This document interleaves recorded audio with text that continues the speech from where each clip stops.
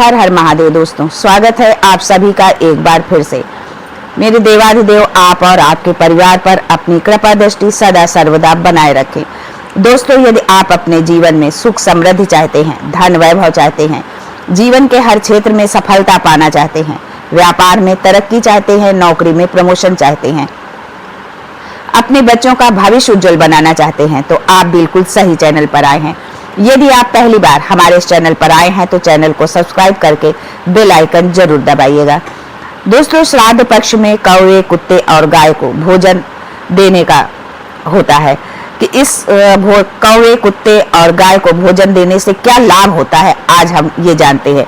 लेकिन आगे बढ़ने से पहले आपसे रिक्वेस्ट करती हूँ कि वीडियो को लाइक करिएगा, दोस्तों को शेयर कर दीजिएगा और अगर आपने अभी तक चैनल को सब्सक्राइब नहीं किया है तो चैनल को सब्सक्राइब करके बेल आइकन जरूर दबाइएगा।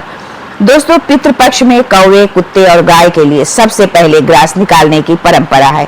गाय के लिए तो ग्रास सामान्य जीवन में प्रतिदिन ही निकाली जाती है, यानी कि हम प्रतिदिन जब भोजन बनाते हैं तो पहली रोटी गाय के लिए ही निकालते हैं। लेकिन कुत्ते और कौवे के लिए भोजन का अंश केवल पितृपक्ष में ही निकाला जाता है या घर के किसी सदस्य की 13वीं या बरसी के समय में।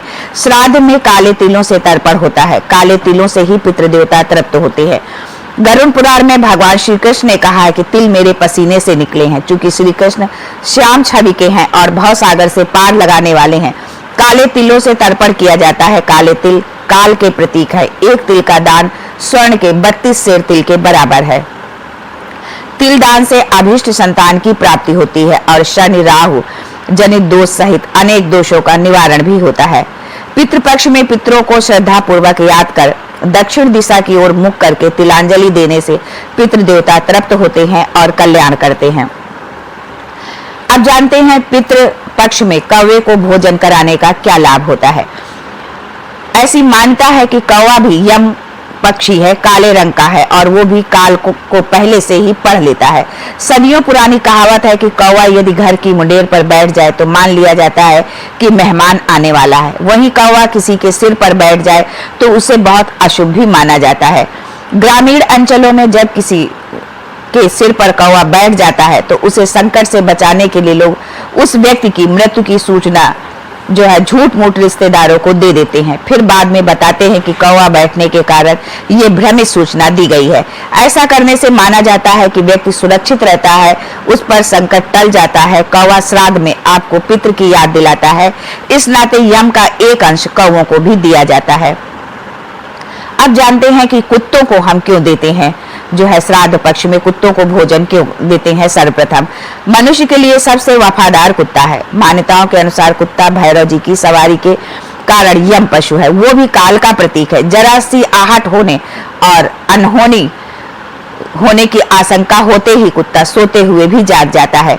कुत्ते को भोजनांश देने का अर्थ यह है कि हमारे पितृ जहां भी जिस योनि में हो सुरक्षित रहे। भारतीय ज्योतिष में जन्म पत्री में केतु की पीड़ा होने पर कुत्ते की देखभाल, सेवा एवं भोजन देने से अनिष्ट केतु का प्रकोप समाप्त होता है, जिससे जीवन में अचानक चमत्कारिक परिवर्तन आते हैं।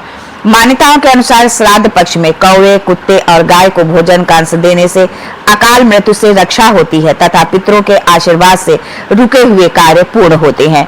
तो ये थी आज की ये जानकारी कि हम कुत्ते, कौवे और गाय को श्राद्ध पक्ष में या 13वीं में या किसी भी की बरसी में हम सर्वप्रथम उनके लिए ही भोजन क्यों निकालते हैं।